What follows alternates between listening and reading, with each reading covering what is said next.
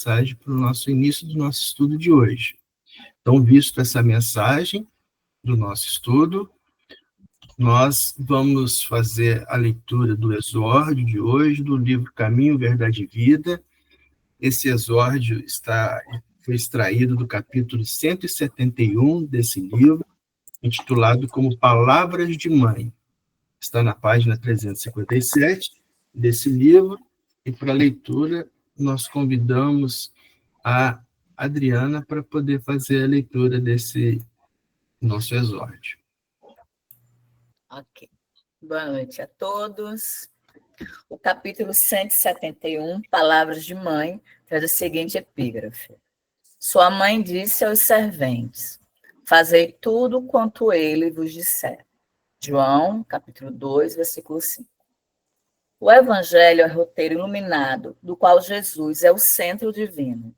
Nessa carta da redenção, rodeando-lhe a figura celeste, existem palavras, lembranças, dádivas e indicações muito amadas do que lhe foram legítimos colaboradores no mundo. Recebemos aí recordações amigas de Paulo, de João, de Pedro, de companheiros outros do Senhor, e que não poderemos esquecer.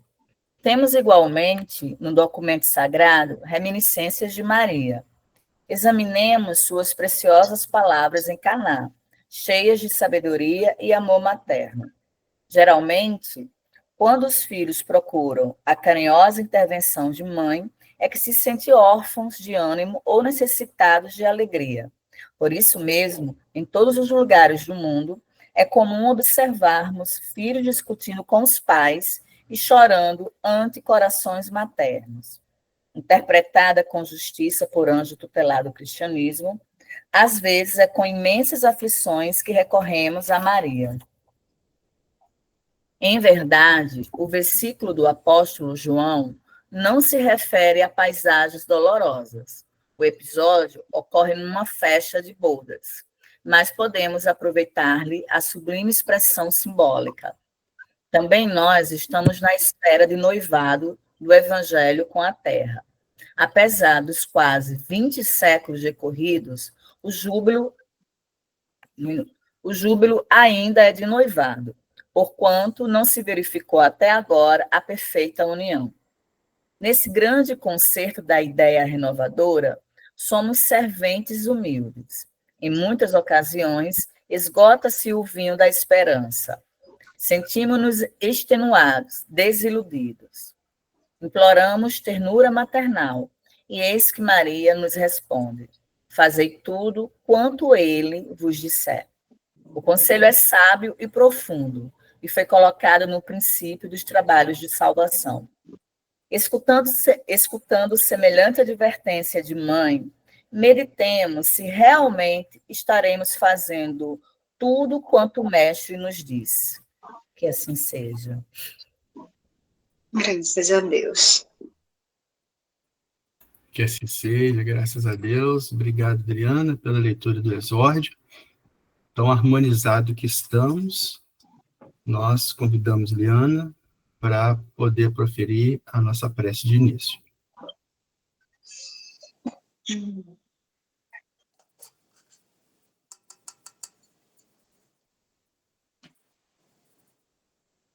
Pedimos neste momento ao Pai Celestial a permissão para que mais uma vez possamos mergulhar em suas palavras, em seus ensinamentos, através do seu Filho Jesus Cristo.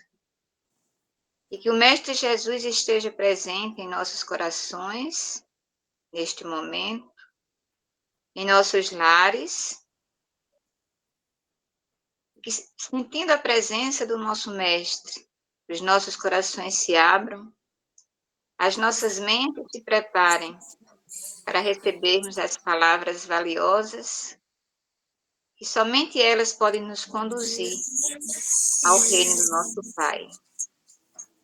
Mais uma vez, aqui reunidos, vamos ouvir as lições através do estudo do livro Missionários da Luz, e que cada mensagem aqui proferida possa nos transformar, tanto individual quanto coletivamente, para que nossas ações tragam a nossa evolução nesta nossa terra, que é nossa mãe. Vamos abraçar, então, todos os ensinamentos e vamos construir juntos um reino de paz, um reino de amor dentro de nós, para que possamos chegar mais perto de nosso Pai. E assim seja. Graças a Deus. Que assim seja, graças a Deus. Eu não consegui desabilitar o som de todos, porque, Malu, acho que o microfone está ligado, viu? Eu não consegui desabilitar porque eu não entrei no meu e-mail, mas vamos lá.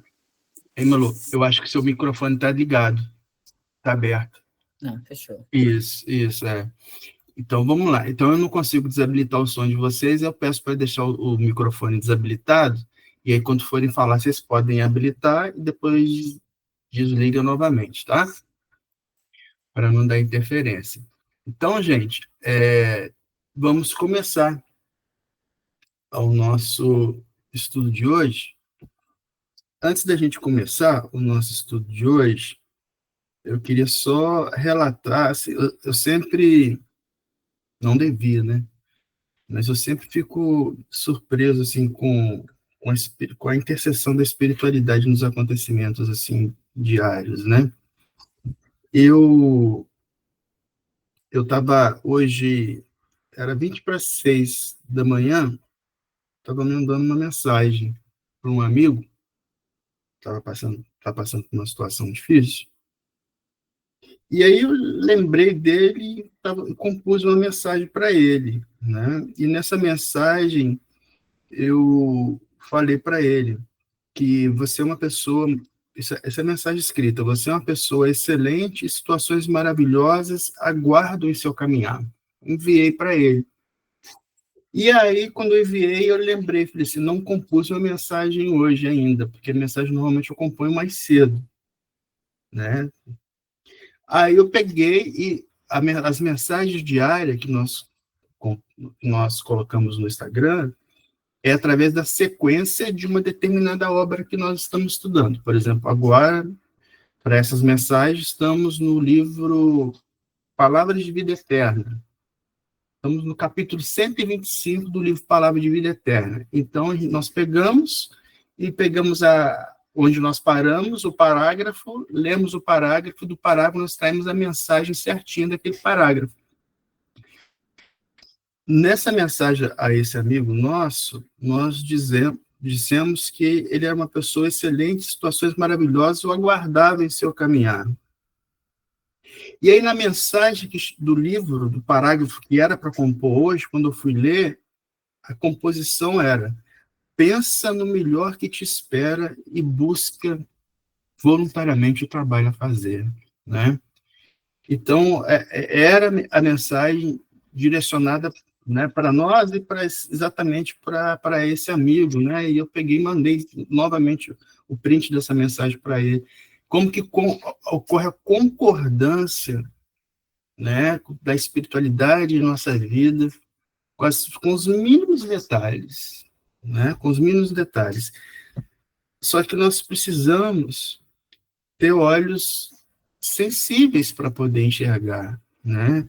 E essa sensibilidade do olhar, nós só utilizamos e aperfeiçoamos com a prática da observação, com a prática do estudo da doutrina, com a prática do estudo do evangelho, porque senão muitas coisas passam desapercebidas por nós, né? Então, dito isso, vamos retomar o nosso encontro do capítulo 13, do livro Missionários da Luz, o capítulo 13, que é chamado de Reencarnação. Hoje nós continuamos esse estudo, é o 11º encontro desse capítulo 13, né? E nesse capítulo 13 relata André Luiz e Alexandre assessorando a reencarnação de Segismundo. Então, em particular, nesse pedaço do capítulo 13, está mostrando mais especificamente a observação detalhada de André Luiz sobre o processo do início da reencarnação de Segismundo, onde Segismundo começa a sofrer alterações em seu perispírito, o processo de redução, em algumas obras fala miniaturização do perispírito, para que o perispírito possa se vincular às primeiras multiplicações do zigoto no útero materno. Então, nós lembramos que o zigoto é a célula resultante da união entre o espermatozoide e o óvulo. Ocorre normalmente essa fecundação nas trompas, no finalzinho das trompas, e aí o zigoto, das trompas uterinas, ele é jogado no útero e se adere à parede do útero num processo que a gente chama de nidação, nidação é o ninho, né? Formando um ninho. Esse é o termo científico, nidação.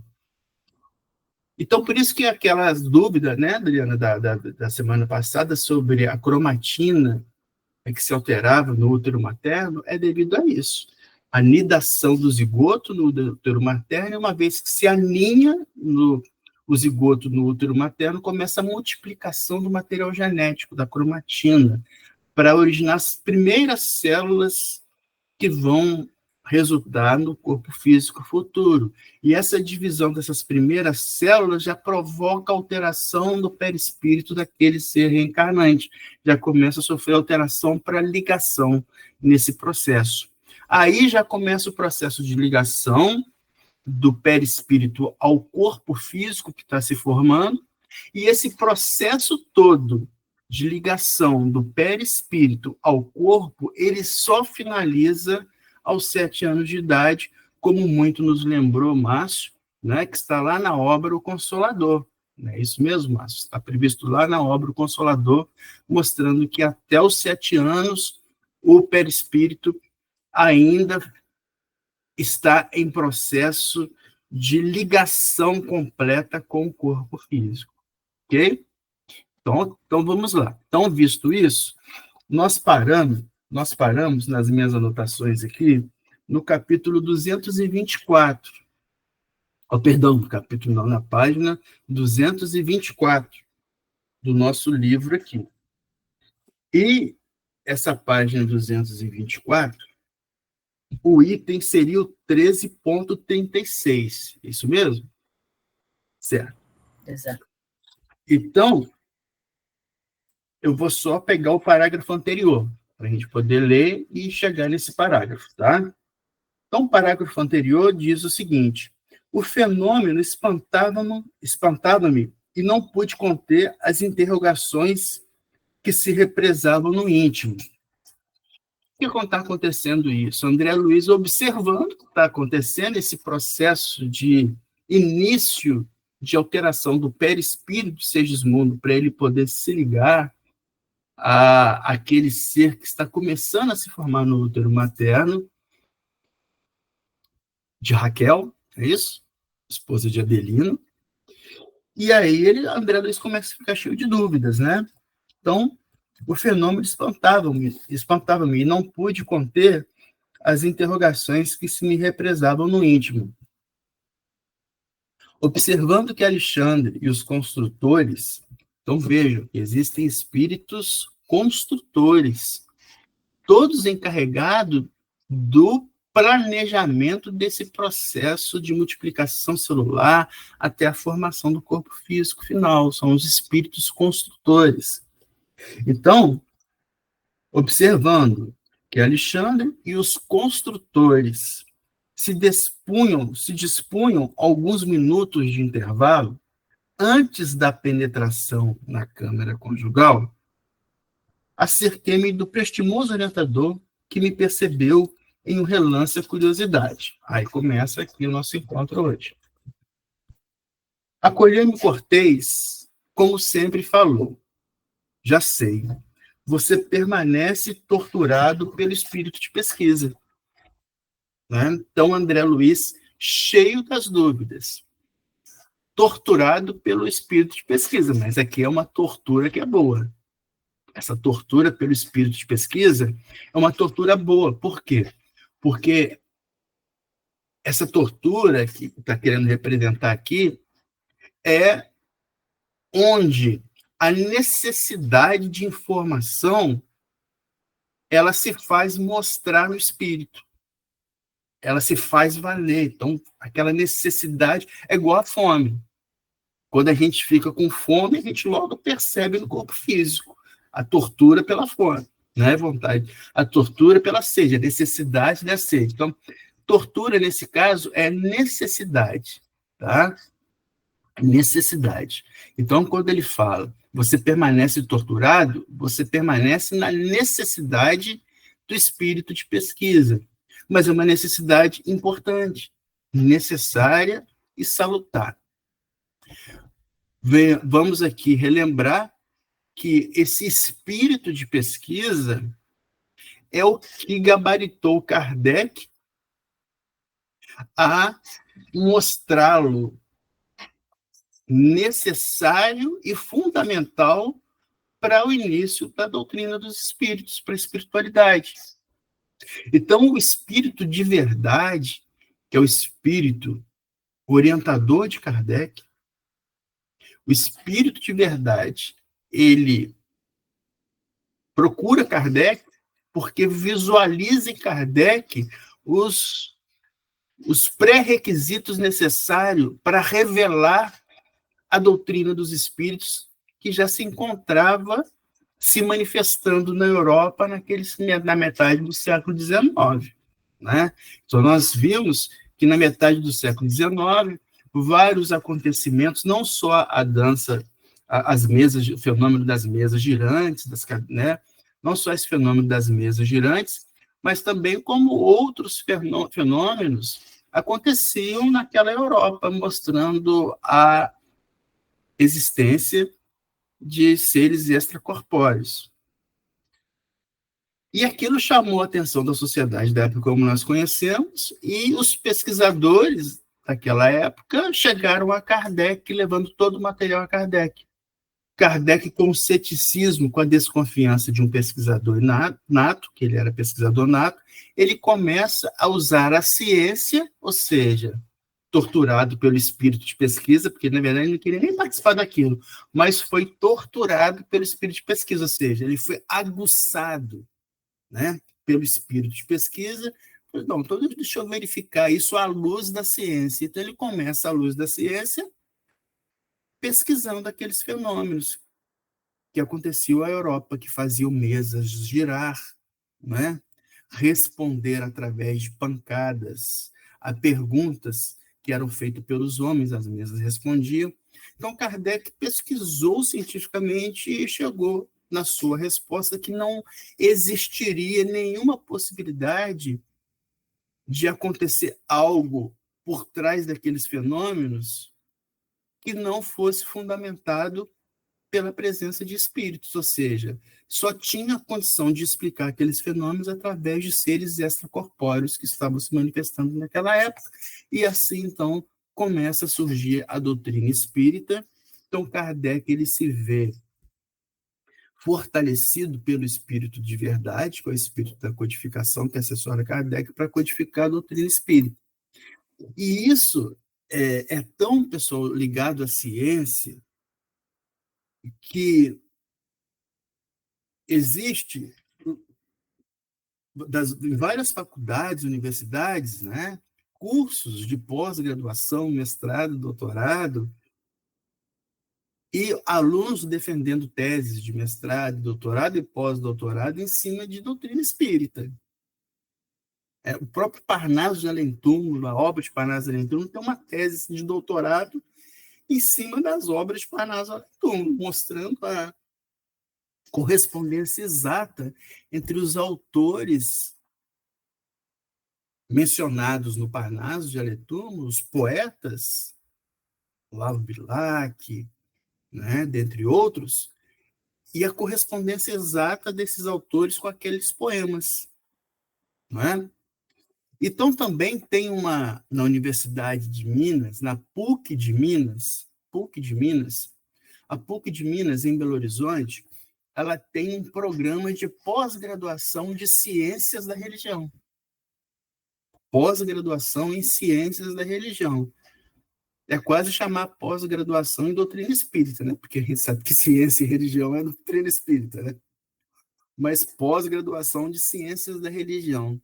E nesse programa de pós, tem uma publicação de um artigo em uma revista chamado, o artigo publicado em revista científica, chamado Dossiê Allan Kardec, Vida, Ideias, Obras e Influências de Kardec. Então, é publicação em revista científica de um dossiê de Kardec, que era pesquisador e revelando a presença de seres espirituais. É publicado em revista científica. Se alguém quiser, é só puxar, né, na internet esse tema.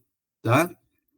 E nesse artigo, que é muito bacana, que fala sobre Kardec, como Kardec foi, decodificou a doutrina, o que ele se embasou, nesse artigo pega uma citação do livro Obras Póstumas, da página 308 do livro Obras Póstumas de Kardec. Nesse artigo, cita exatamente o extrato dessa obra póstuma, dizendo o seguinte, citação de Kardec: vi logo que cada espírito, em virtude da sua posição pessoal e de seus conhecimentos, me desvendava uma face daquele mundo, ou seja, o espírito de tortura de Kardec, né? Naquela pesquisa dele, ele viu que os espíritos desvendavam uma nova face de um mundo que ele desconhecia. E continua. Do mesmo modo que se chega a conhecer o estado de um país, interrogando os habitantes, seus de todas as classes, não podendo um só, individualmente, informar-nos de tudo. Compete ao observador formar o conjunto por meio dos documentos colhidos de diferentes lados correlacionados, coordenados e comparados uns com os outros. Conduzi-me, pois, com os espíritos, como houvera feito com os homens. Kardec era pesquisador, fez muita pesquisa com os homens. Dessa mesma forma, ele conduziu com os espíritos. Continua Kardec. Para mim, eles foram do menor ao maior, meios de me informar e não reveladores predestinados, ou seja, meios de informação. Continua Kardec. Tais as disposições com que empreendi meus estudos e nele prossegui sempre. Observar, comparar e julgar. Essa a regra que constantemente segui. Então, espírito pesquisador de Kardec. Então, a doutrina espírita, ela não pode ser diferente disso. A doutrina espírita não pode ser diferente de trabalho, de pesquisa, de indagações, de curiosidades, mas curiosidades que te estimulam a estudar para você chegar a uma resposta fundamentada. Né? Então, nesse momento, quando André Luiz mostra para a gente, né, que Alexandre fala para André Luiz, você permanece torturado pelo espírito de pesquisa, você permanece instigado pelo espírito de pesquisa, você permanece instigado pela doutrina espírita, pela necessidade de se reciclar, de informar, de pesquisar, de conhecer, de estudar e empregar através do trabalho, né?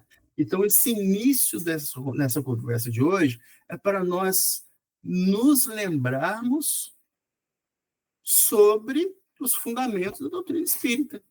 Ela surgiu com a necessidade de estudo. Então, nós fizemos uma reunião semana passada com a Cruzada Espírita dos militares aqui de Natal, e eu participei online. Mas aí nessa reunião foi comentado o seguinte: será que a doutrina espírita, tinha alguns textos mostrando, né? Será que a doutrina espírita ela está perdendo adeptos para os evangelistas, né? E aí o comentário e o resultado que se chegou foi o seguinte: não existe problema nenhum nisso, e é muito compreensivo, porque a doutrina espírita nós não temos proselitismo. O que é proselitismo? Nós não temos necessidade de sair para convencer as pessoas a entrar na doutrina espírita, porque a doutrina espírita nós entramos por necessidade. E só fica na doutrina espírita quem consegue conviver com a pressão da necessidade de trabalho, a pressão da necessidade de estudo, a pressão da necessidade de reforma íntima. É a tortura. É a tortura do espírito. Porque você tem que trabalhar. Você tem que estudar. Porque o espírita, se não gostar de estudar, não tem jeito de ser espírita. Infelizmente. Se tem algum aqui que não gosta de estudar, passa a gostar. Porque tem que gostar de trabalhar, tem que gostar de estudar. Né? E tem que aceitar a tortura da necessidade de reforma íntima, porque a gente começa a necessidade, eu tenho que melhorar. Como que eu estou estudando Cristo, me convencendo de eu ser uma pessoa melhor, se eu não consigo pelo menos, tentar me auto-melhorar, né? Então, essa é a doutrina espírita. Essa é a doutrina espírita, e é isso que fala esse início desse nosso estudo sobre a necessidade do espírito de pesquisa observado por Alexandre em André Luiz, naquele momento. Pergunto se alguém quer comentar algo sobre isso, sobre essa necessidade de pesquisa, de estudo, de trabalho da doutrina espírita. Ok, então vamos continuar.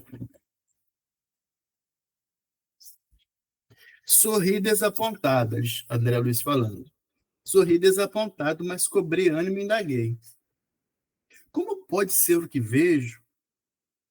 Ignorava que o renascimento compelisse o plano espiritual a serviços tão complexos, né? Então, ele não visualizava que o fato de uma pessoa renascer, ou seja, reencarnar, exigia um trabalho tão complexo do plano espiritual, com a presença de inúmeros trabalhadores, construtores, para que ocorresse esse processo. O trabalho enobrecedor está em toda a parte. Toda parte. Trabalho que enobrece. Enobrecer é nos tornar melhores. Nos tornar melhores.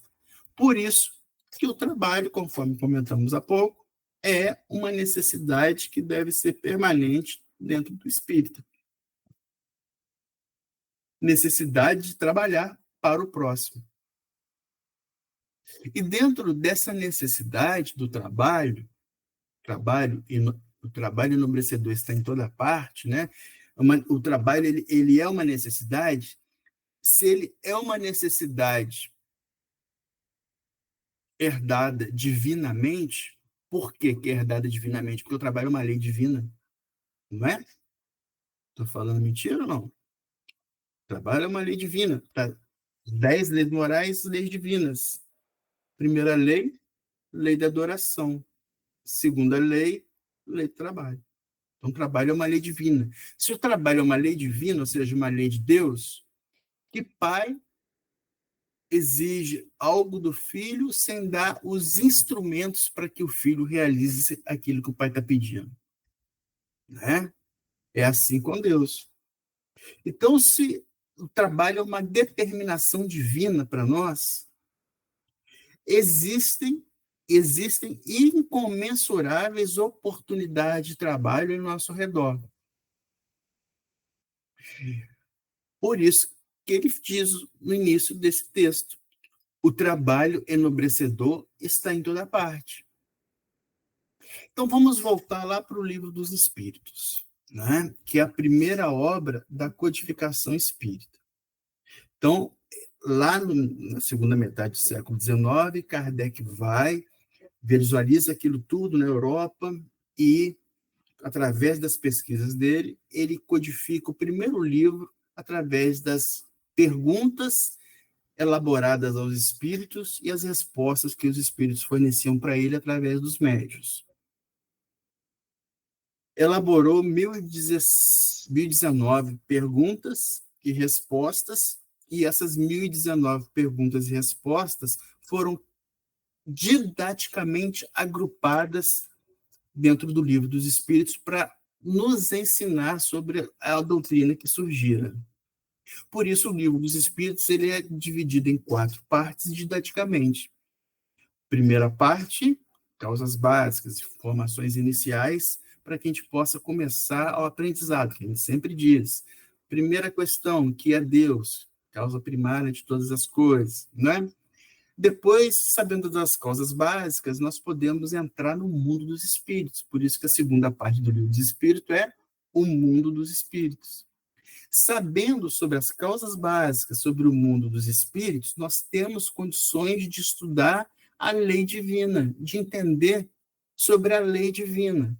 E para entendermos a lei divina, Kardec, junto com os espíritos, traduz a lei divina em 10 leis morais. Parte terceira do Livro dos Espíritos. E concluindo a quarta parte, o que nós podemos esperar dessa doutrina que nós estamos aprendendo, esperanças e consolações do presente, da vida e do porvir, né? Então, dentro da terceira parte do Livro dos Espíritos, que fala para a gente sobre as leis morais, capítulo 1 é a lei divina, nos fala o que é a lei divina. Aí nos respondem, né? É a lei natural, é a lei de Deus, é a única responsável pela felicidade do homem, e o homem só é infeliz se dele se afasta. Lei divina, capítulo 1. O capítulo 2, a primeira lei moral, lei da adoração, elevar o pensamento a Deus. Capítulo 3, segunda lei divina, lei do trabalho. Além de levar o pensamento, temos que colocar isso em prática. E dentro dessa lei do trabalho, a questão 674, dentro desse capítulo 3, lei do trabalho, a parte terceira do Livro dos Espíritos, Kardec pergunta para os espíritos se a necessidade de trabalho é uma lei da natureza, conforme a gente já viu várias vezes a questão. 674, o trabalho é uma lei da natureza? Ou seja, lei da natureza, lei natural, lei divina, lei de Deus. Tudo que é lei da natureza é lei de Deus, lei divina. E aí os espíritos respondem que sim, o trabalho é a lei da natureza.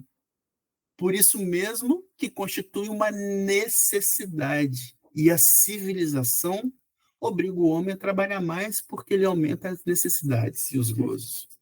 Então, falando que sim, o trabalho é uma lei divina e constitui uma necessidade para o homem. Se constitui uma necessidade do homem, de certo que o Pai divino vai lhe fornecer os meios.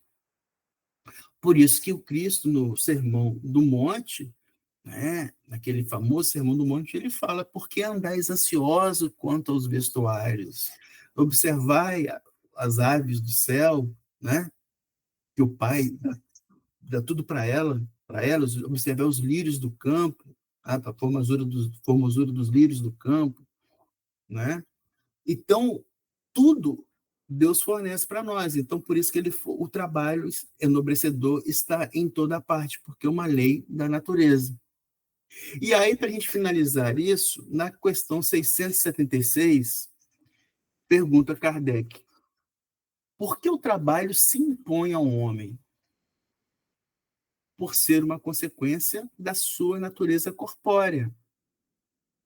É expiação, ou seja, o trabalho é uma forma do homem se expiar, ou seja, se purificar, e ao mesmo tempo meio de aperfeiçoar a sua inteligência. Então, isso é muito bacana, né? Então, o trabalho, à medida que expia, que nos promove a expiação, ou seja, nós nos livrarmos das impurezas e das obrigações pretéritas que nós temos, então o trabalho nos depura, o espírito,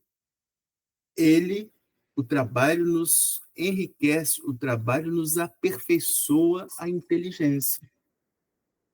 Porque a inteligência é a capacidade de fazer escolhas, né? Então o trabalho nos oferta isso, ok? Pergunto se alguém quer fazer algum comentário por aqui sobre a necessidade do trabalho. Sim. Pois não, Não, só... Mas você ainda vai falar, mas tudo bem. O antônimo do trabalho seria a ociosidade. Não é isso? Sim? Aí eu posso falar aqui o que veio para a gente? Ou espero exatamente. você falar o que vem logo em seguida? Eu acho que você pode aguardar, eu vou falar um pouquinho sobre ociosidade. Aí você, Ok, tá? Você lembra tá da bom. gente. Uhum. Alguém quer fazer algum outro comentário sobre o trabalho? Tá. Então vamos lá. O trabalho enobrecedor está em toda parte. Então é uma lei divina. Então, fornecimento por Deus.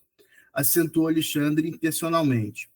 O paraíso da ociosidade é talvez a maior ilusão dos princípios teológicos que obscurecem na crosta o sentido divino da verdadeira religião.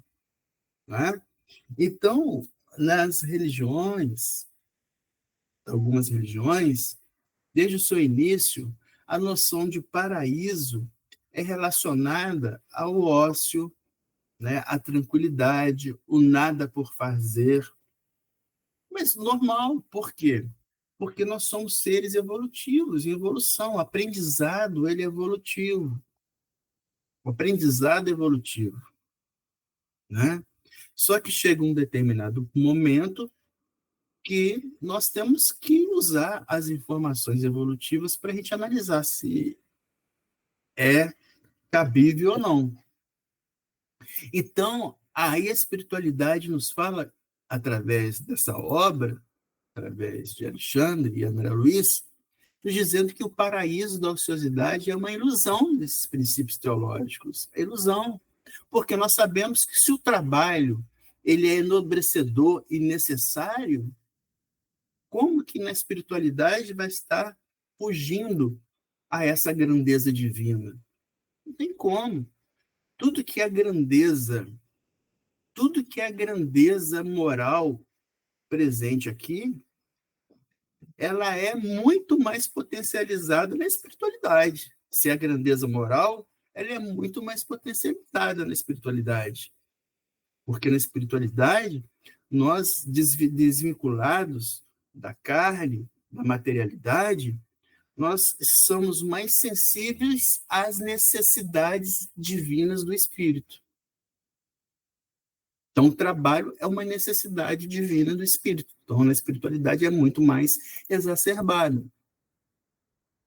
Continuando ainda na terceira parte do Livro dos Espíritos, as leis morais, naquele capítulo 3, que fala sobre a lei do trabalho, a próxima questão, a questão 678, Kardec pergunta para os espíritos: nos mundos mais aperfeiçoados, os homens se acham submetidos à mesma necessidade de trabalhar?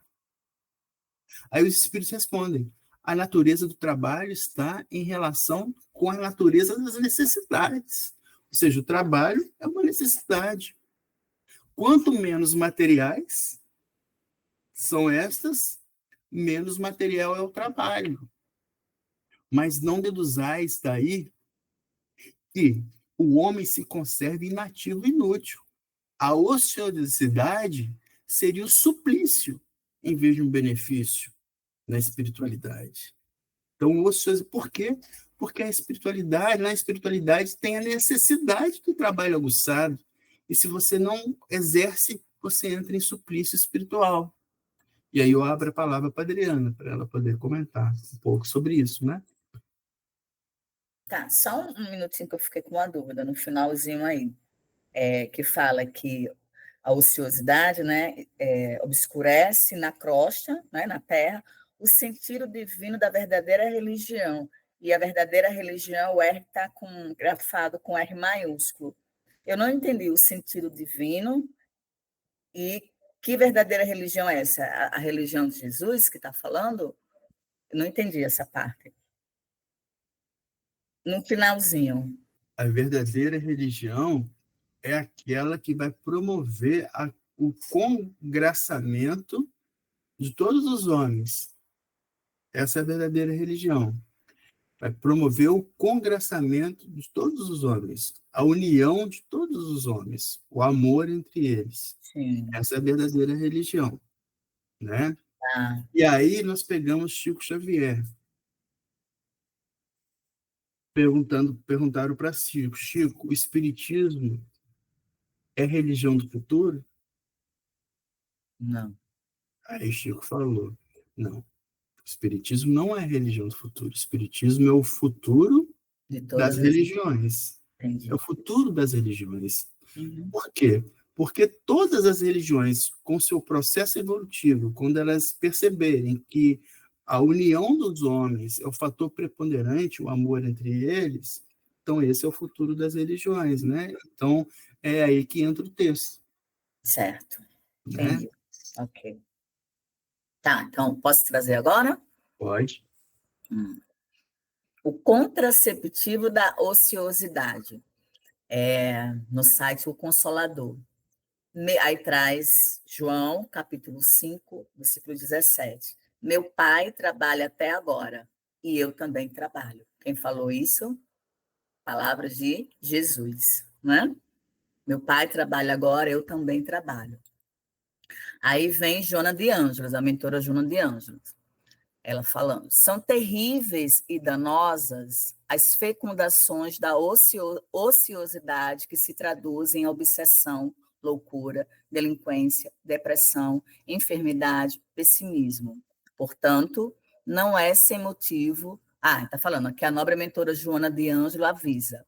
Hora vazia, nunca. Agora são as palavras de Joana de Ângelo, abre aspas. Hora vazia, nunca. Grandes males são maquinados quando se dispõe de espaço mental em aberto. Cabeça ociosa é perigo à vista. Mãos desocupadas facultam o desequilíbrio que se instala. Tem mais coisa, mas eu vou dar uma pausa por aqui. Palavras de Joana Dian, tá com o microfone desligado. Mãos desocupadas facultam desequilíbrio, né? Isso. Mãos desocupadas facultam desequilíbrio, como a Adriana falou. Cabeça ociosa é perigo à vista. Mãos desocupadas, sem trabalho, né? Facultam o desequilíbrio que se instala. Pronto. Pois é, aquele famoso ditado, né? Mente vazia, Oficina do... Né? Né? Então, muito bem. É isso daí, sobre a ociosidade, porque a ociosidade é a ausência de uma lei divina, que é a lei do trabalho. Né? Então, muito bem colocado. Pergunta se alguém quer comentar mais algo a respeito. Oliana, por favor. Eu quero fazer uma colocação aqui e saber se realmente o meu pensamento está na linha de raciocínio certo. Esse último trecho aí, o paraíso da ociosidade é talvez a maior ilusão, né? Esse termo ilusão aí, a maior ilusão dos princípios teológicos que obscureceram na crosta o sentido divino da verdadeira religião. Isso aí seria uma referência à situação que nós temos de muitas denominações religiosas, não a espírita, porque o espírita tem a consciência de que quando nós passamos para o mundo espiritual, nós vamos trabalhar ainda mais do que trabalhamos aqui. Mas a gente sabe que determinadas religiões que existem na Terra pregam essa ociosidade. Quando nós morremos, né, uso o termo não desencarnar, mas quando nós morremos, nós vamos adormecer até o juízo final. Quer dizer, ninguém faz mais nada, somente espera a vinda do Cristo para separar os bons e os maus. Então, seria isso aqui uma referência a essa situação, essa ilusão, quando ele diz a maior ilusão dos princípios teológicos que obscureceram na crosta o sentido divino da verdadeira religião, que seria esse trabalho incessante para se alcançar a elevação espiritual e chegar a Deus, o que eles chamariam de salvação, né? Seria esse o raciocínio? Certamente, né? Certamente. Tanto é que uma das imagens antigas, né? São no céu os anjos tocando harpa, né? Os anjos tocando harpinha. Em vez de estar trabalhando, tá tocando harpinha, né? Tocando. Então, assim, essa é a ideia, né? Essa é a ideia de ociosidade, de ficar deitado nas nuvens, né? E que ele coloca aqui como ilusão, não é? Ilusão completa, né? Ilusão completa, né? Porque até nós nos darmos conta da necessidade do trabalho, a gente vai estar sofrendo muito, né? Marco, deixa só eu ler mais uma partezinha aqui, Uhum. rapidinho. Pois não. Do livro de Joana de Ângeles, do livro Convites da Vida, capítulo 57. Todo trabalho é sempre veículo de renovação, processo dignificante em cujo exercício o homem se eleva, elevando a humanidade com ele. Seja quais forem as tuas possibilidades sociais ou econômicas, trabalha. Se necessitas armazenar moedas com finalidade previdenciária, trabalha sem desânimo. Se projetas a aquisição honrosa da paz e do pão, trabalha com proficiência. Se és independente, trabalha pelo bem comum, convertendo a hora da ociosidade em bênção para os outros. Trabalhando, estarás menos vulnerável à agressão dos males ou à leviandade dos maus. O trabalho é mensagem de vida, colocada na direção da criatura para construir a felicidade que todos perseguimos. Ok. Qual que é o nome da obra mesmo, Adriana? Joana? Convites da Vida, capítulo 57. Convites da Vida, da capítulo Vida, 57. capítulo 57. Então, essa referência aí é muito bonita, né? E é interessante, né, que Divaldo, através de Joana, nos diz que todo trabalho é veículo de renovação, né? Todo trabalho é veículo de renovação. E isso é muito interessante quando nós nos lembramos de Chico Xavier, né? Nós nos lembramos de Chico e como que Chico conseguia o dia inteiro levantar cedo, trabalhar, voltar, psicografar, dormir 3 horas da manhã, levantar 6 horas da manhã. E quando ele se sentia cansado, ele ia fazer o quê? Ele ia descansar? Não, ele ia para a favela ajudar os pobres, que ele se renovava, né? Então, porque Joana nos diz que o trabalho é veículo de renovação, de reenergização. Mas que trabalho? O trabalho do auxílio, o trabalho de auxílio, que é o verdadeiro trabalho divino, né? Tudo bem. Quem quer fazer algum comentário a mais? É só em relação ao o conceito de trabalho, eu não lembro exatamente onde nós encontramos, mas eu lembro que nos nossos encontros, em algum momento, se falou sobre isso. O real significado do trabalho é aquele que é todo esforço em prol do outro. Do outro, Né? o livro dos Espíritos. Esse ponto é fundamental para a gente entender esse tipo de trabalho de auxílio, que é considerado pelo Espiritismo. Porque existe também o trabalho, que muita gente chama de trabalho, mas que pensa só em si próprio, né? Não tem essa visão de que aquele esforço que está sendo feito vai beneficiar o outro, mas somente aí seria o egoísmo.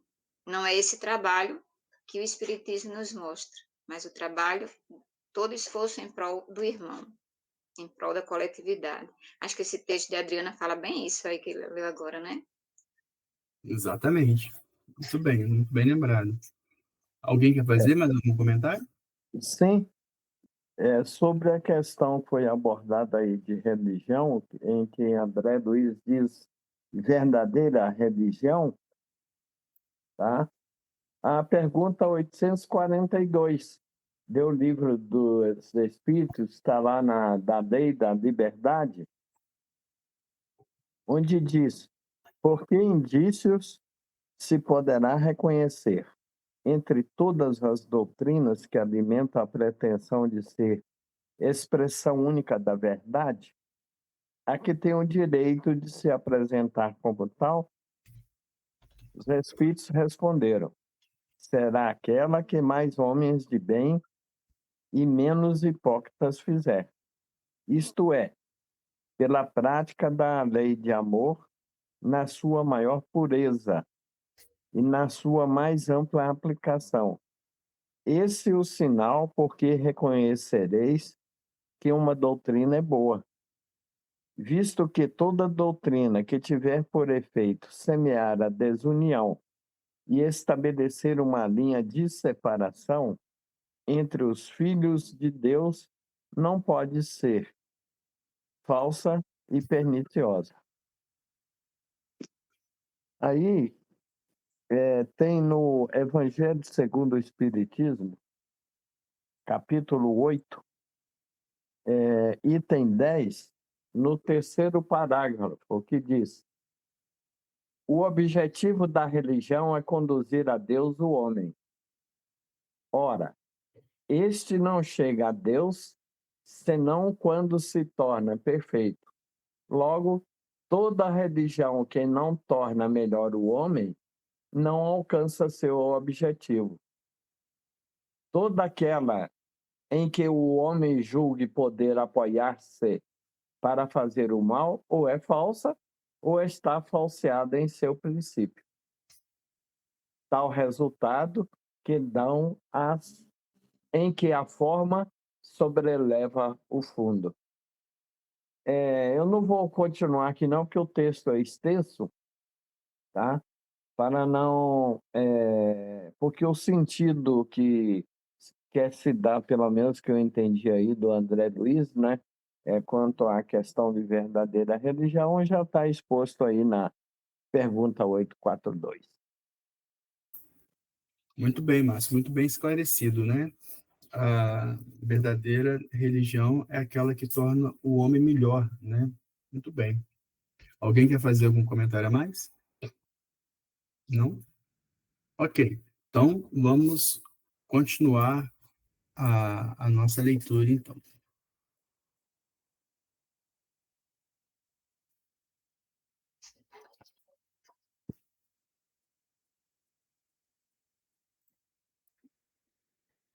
Fez uma pausa, fixou um gesto expressivo e continuou. Quanto à estranheza de que se sente possuído, não vemos a razão para tanto.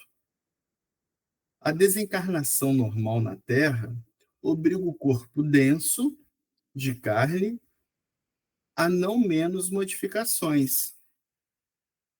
A enfermidade mortal para o homem terreno não deixa, em certo sentido, de ser prolongada operação redutiva, libertando por fim a alma, desembaraçando-a dos laços fisiológicos. Há pessoas que, depois de algumas semanas de leito, se tornam francamente irreconhecíveis. E devemos considerar que o aparelho físico permanece muito distante da plasticidade do corpo perispiritual, profundamente sensível à influenciação magnética. Então, vamos lá. O que ele está fazendo aqui? Ele está fazendo uma comparação para mostrar a plasticidade do corpo físico e a plasticidade do perispírito. A plasticidade do corpo físico com a morte e a plasticidade do perispírito com a reencarnação, no caso de Segismundo. Então, vamos lá. Ele fala aqui da plasticidade do corpo físico com a morte. O que está mostrando isso? Plasticidade é alteração de tamanho, tá? Isso é plasticidade. É a propriedade que os corpos têm em alterar o seu tamanho, se deformar, né?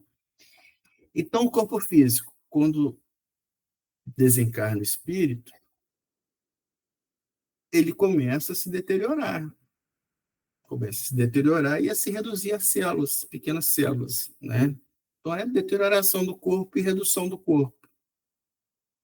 E aí ele está falando, se isso acontece com o corpo físico, que nós observamos, com o perispírito que nós não conhecemos, acontece milhões de vezes isso. Por isso, a capacidade do perispírito é na plasticidade de contrair microscopicamente para poder se vincular àquelas células que estão se multiplicando na formação do novo ser. E ele fala desse corpo perispiritual, que na verdade é o perispírito. Então, convido para nós relembrarmos o que vinha a ser o corpo perispiritual ou perispírito. Então, isso é muito bem colocado lá também no Livro dos Médiuns, não é? O Livro dos Médiuns também é dividido em duas partes. Na primeira parte do Livro dos Médiuns, ele fala sobre definições, tal, e na segunda parte sobre algumas exemplificações. E na segunda parte do Livro dos Médiuns, na parte das manifestações espíritas, no capítulo 27, tem o vocabulário espírita, que ele fala sobre o perispírito, nos dizendo que o perispírito é um envoltório semimaterial do espírito. Por que semimaterial? Porque não faz parte da materialidade terrena. E não é de natureza espírito. O perispírito não é a natureza do espírito. O perispírito é natureza semimaterial porque é derivado de onde? Do fluido cósmico universal.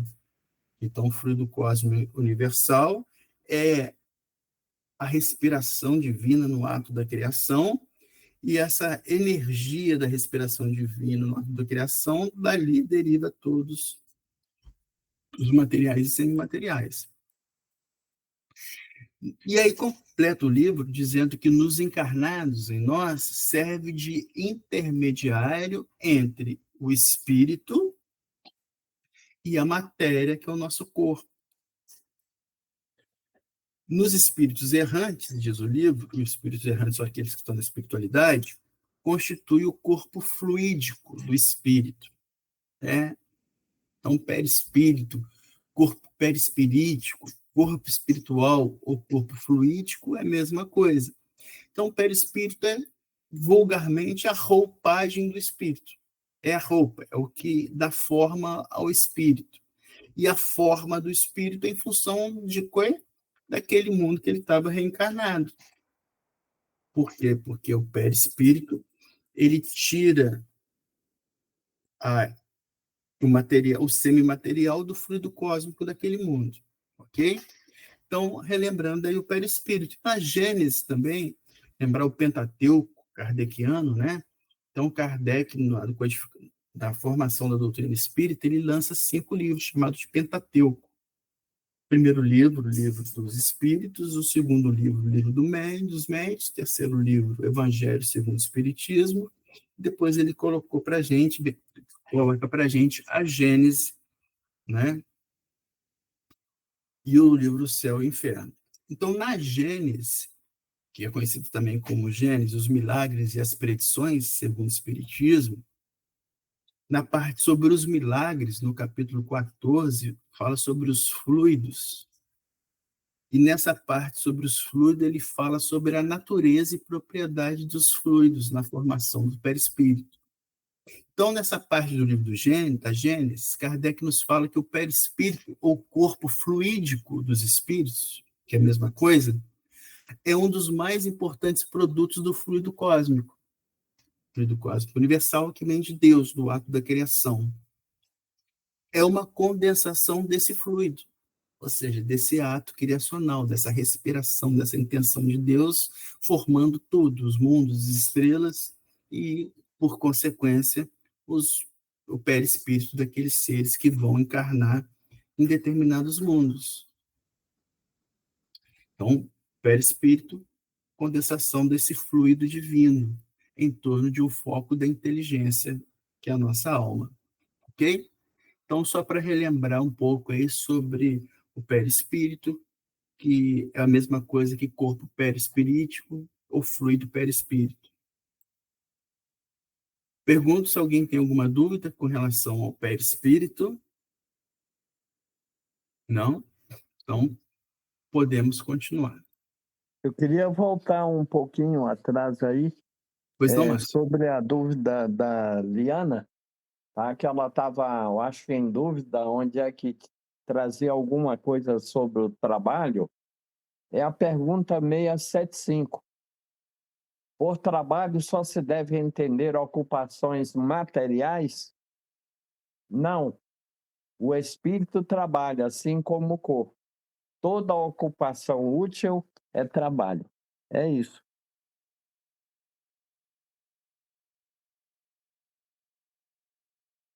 Ouviu? Mas estou achando. Muito bem. Então, o livro dos Tá. Espíritos, o Márcio foi lá e trouxe para a gente a questão certinha do livro dos Espíritos, que fala que define o trabalho como uma ocupação útil. Né? Muito bem, Márcio. Muito obrigado. Alguém tem mais alguma colocação? Não? Então, podemos passar, então. Podemos continuar.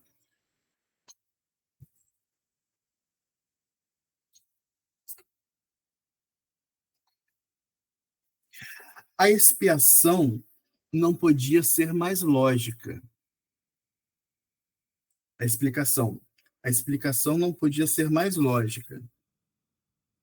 O que vimos, porém, com Segismundo, perguntei, é regra geral para todos os casos? Então, essa reencarnação de Segismundo, né? De modo algum, respondeu o instrutor atencioso. Os processos de reencarnação, tanto quanto os da morte física, diferem ao infinito, não existindo, segundo cremos, dois absolutamente iguais, assim como não existe duas pessoas iguais, não existe dois espíritos iguais, né?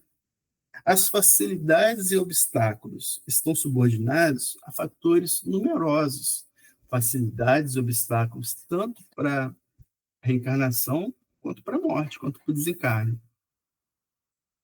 Muitas vezes relativos ao estado consciencial dos próprios interessados no regresso à crosta ou na libertação dos veículos carnais, né? Então, depende de como vai ser o estado de consciência daquela pessoa que está reencarnando e que está desencarnando, né? Por isso que nós falamos o que vai nos aguardar depois da morte. É o estado de consciência que nós construímos enquanto estamos vivos. Estado de consciência que nós construímos enquanto estamos vivos, né? E como que vai ser o processo de reencarnação? Em função do estado de consciência daquele espírito que está reencarnando. Se em equilíbrio, se em desequilíbrio, né? Continuando o livro, a explicação de Alexandre. Há companheiros de grande elevação que, ao voltarem à esfera mais densa, ou seja, ao se reencarnarem em apostolado de serviço de iluminação e iluminação, quase dispensam o nosso concurso. Ou seja, naqueles companheiros elevados que vão em missão de apostolado, quase não necessitam dos trabalhadores, dos construtores da reencarnação. Quase se dá automaticamente a reencarnação desses indivíduos, desses espíritos. Outros irmãos nossos, contudo, procedentes de zonas inferiores, necessitam de cooperação muito mais complexa que a exigida no caso de Segismundo. Muito mais complexa. Nós vimos que no caso de Segismundo foi relativamente tranquilo. Por quê? Porque no caso de Segismundo, ele teve um estado de consciência de levá-lo à solicitação do perdão. Esse estado de consciência de solicitação do perdão foi absorvido pelo coração de Adelino no ato de perdoar. Então, foi um processo relativamente tranquilo. Mas existem processos muito mais complexos de irmãos que estão muito perturbados em nível de consciência. E aí continua a explicação de Alexandre. Não deveriam renascer, porém, interroguei curioso, tão somente aqueles que se revelam preparados, né? Ou seja, os nossos irmãos espirituais, nossos irmãos desencarnam, chegam na erraticidade, estão em estado de consciência perturbada.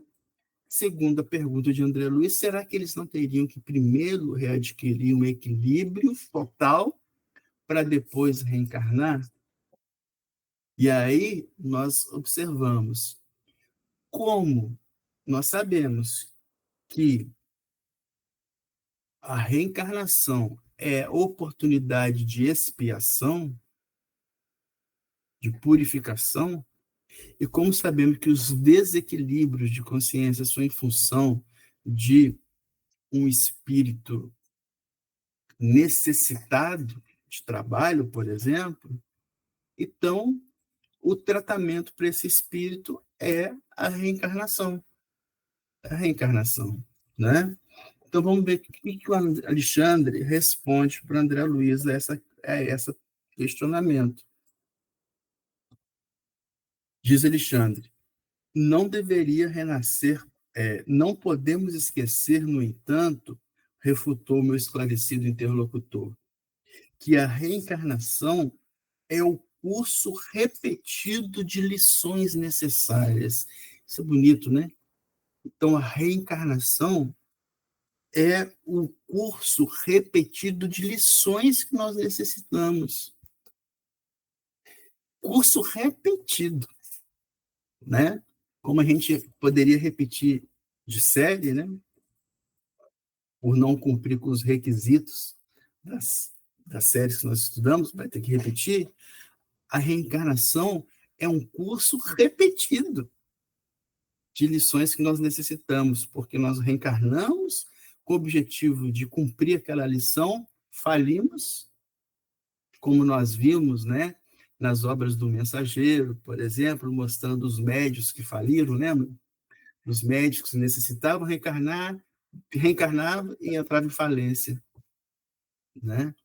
Então, reencarnação são essas provas, são esses cursos repetidos de provas nossas. Pois não, Adriana? E o próprio medo de Segismundo, né?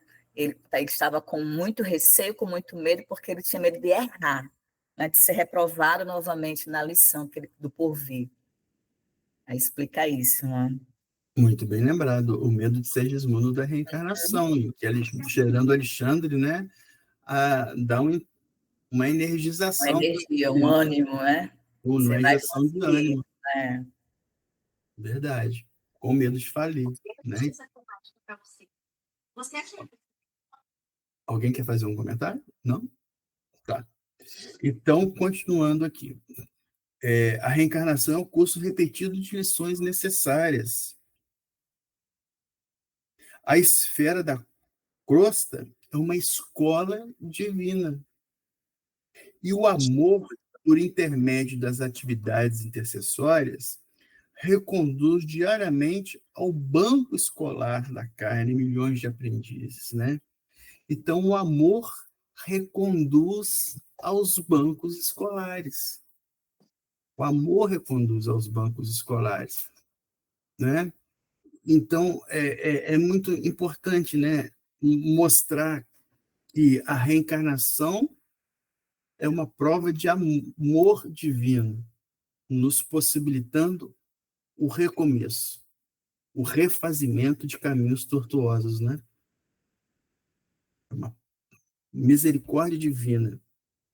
Erramos e a nós somos dados novamente novas oportunidades de refazermos de forma correta. Nós pensamos na vida atual. Se eu tivesse a oportunidade de voltar atrás e refazer o que eu fiz lá atrás, né? Lógico que nós vamos ter, mas não precisamos de esperar desencarnar, né? Nós devemos recomeçar agora, recomeçar o caminho agora, para que estejamos preparados para quando voltarmos o caminho já seja trilhado de forma mais facilitada, né? Então, encarnação é uma prova de amor, pois não? Eu lembrei agora de Saulo de Tarso, né? Antes dele se transformar em Paulo, né? Isso, que ele não esperou ele nascer novamente, ele teve uma lembrado, grande mudança na reencarnação que ele estava, né? Foi, assim, incrível a mudança dele. É um exemplo. Ele não esperou por nascer novamente, não, né? Grande exemplo. Muito bem lembrado. Saulo de Tarso. Com relação a essa passagem, né? A Revista Espírita de 1862 traz uma certa passagem sobre essa informação da reencarnação como prova de amor de Deus. Então, nós lembramos, né, que a Revista Espírita é uma coleção de obras, de publicações lançadas mensalmente por Kardec. Então, Kardec lança o Livro dos Espíritos em 1857. No ano seguinte, ele começa a publicar uma sequência de revistas mensais. Então, publica 12 anos de revistas mensais, todo mês. Dá um total de 135 edições mensais das revistas publicadas em 12 volumes anuais. Né? E na obra de 1862, um espírito escreve que estáis convencidos do amor de Deus para com as criaturas. Ele só deseja a felicidade dos seus filhos. Ora, continua essa publicação da Revista Espírita, o único meio que eles têm de um dia atingir essa suprema felicidade está inteiramente na possibilidade das reencarnações sucessivas, a prova de amor divino. Mas uma parte que eu quero grifar é: Deus só deseja a felicidade de seus filhos. Às vezes nós esquecemos disso. Muitas lições da nossa vida de sofrimento, nós desacreditamos em Deus, né? Ao passo que a resignação nos mostra que é nesses momentos que nós devemos nos conectar mais fortemente ao Pai, porque precisamos de aprender coisas novas que nós não aprenderíamos normalmente. Pois não, Adriana? Estou torturada pelo espírito de pesquisa. Qual era o objetivo da Revista Espírita? Qual era o objetivo? O livro não bastava por si só? Muito bem lembrado. Nós temos que lembrar que na segunda metade do século XIX,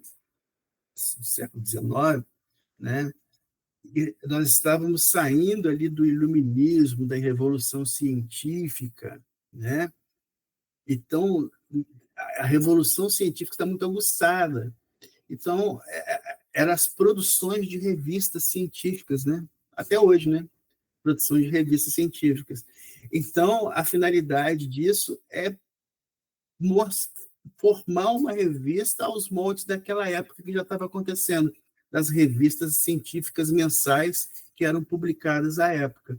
Então, não bastava apenas lançar os livros da codificação. Como o fundamento da doutrina espírita era a parte científica, então eles lançavam essas revistas científicas espíritas da época. Tá? E são artigos mesmo, né? São definidos como artigos que eram lançados nessas revistas, assim como os artigos, as revistas científicas são artigos que são lançados, a revista espírita era formada de artigos.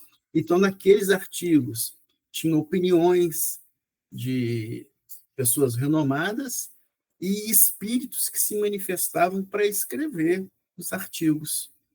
Espíritos para escrever os artigos direcionados à sociedade da época. Alguém quer fazer um comentário a mais? Sim, é que a revista Espírita, tá? Eu tive a oportunidade de ler todas, não estudar, né? Porque é muito material. Mas ela também serviu de laboratório, né, para Kardec com esses artigos. Ele colocava um artigo, depois recebia cartas de comentários a respeito. Tudo bem. Por isso que a revista Espírita ela é também chamada de Jornal de Estudos Psicológicos. Sim, sim. Revista Espírita ou Jornal de Estudos. Então, tá vendo, Adriana? Revista Científica Estudos. Né? Ok? Alguém quer fazer algum comentário a mais? Não? Então, acho que nós podemos encerrar por aqui, se ninguém quer. Eliana, fazer algum comentário? É um pensamento meu, né? Nada fundamentado em relação às publicações. Mas eu vejo que, com a codificação de Kardec, se não tivesse essas revistas espíritas, esses artigos, a coisa ficava meio estagnada, né? Seria uma forma de fazer com que a doutrina se tornasse ainda mais conhecida, que circulasse, que fosse questionada, que se apresentassem as discussões a respeito, e eu acho que isso acontece até hoje, através das obras. Nós estamos hoje vendo um livro, né, estudando Missionários da Luz, e trazendo toda a codificação para se conectar com o conteúdo daqui. Isso acontece com tantas outras obras, não só psicografadas por Chico Xavier, para ter a manutenção mesmo do tema para as discussões e enriquecimento da doutrina, né? É muito bem lembrado, muito bem colocado, Liana. E é interessante nós lembrarmos o seguinte, que no mundo científico, né, se fosse, quando vai falar de alguma coisa, você fala, ó, segundo o artigo publicado na revista tal, então a revista espírita, ela dava esse pré-requisito, esse ar científico da coisa, né? Segundo o artigo publicado na revista espírita, né? Eu citei aqui um artigo que foi publicado pela PUC Minas em uma revista. Então, é desse caráter científico a coisa. Justamente, veio a mensagem, eu fiquei calada, eu não falei, aí foi para a Liana, que era para corroborar o pilar da ciência. Aí eu fiquei calada, eu não disse nada, aí foi em Liana, a Liana falou. Muito bem, exatamente. Excelente, pessoal. Alguém quer fazer algum comentário a mais? Se não, nós podemos terminar por aqui e deixamos aberto para quem possa fazer a prece de finalização do nosso encontro de hoje.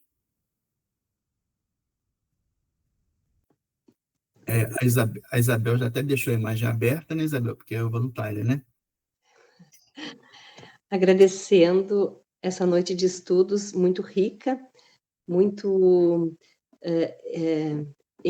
muito rica. Ela nos transmite muitos ensinamentos e agradecemos ao empenho dos nossos professores.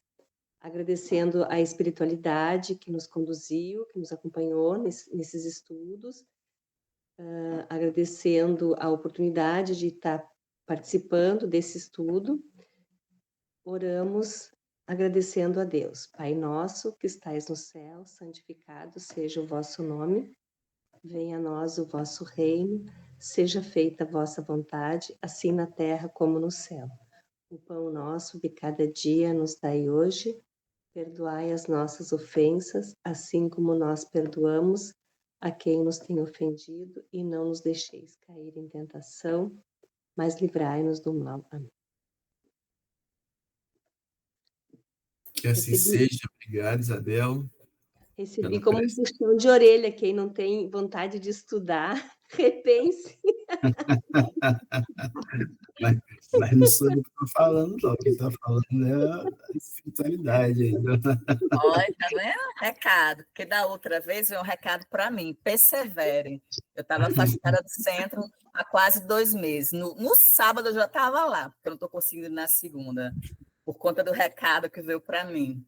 Muito bem. Excelente, pessoal. Então, boa noite, pessoal. Boa noite a todos. Obrigado pela presença. Boa E até quarta-feira. Deixa eu só dar uma notícia para vocês. Eu vou ser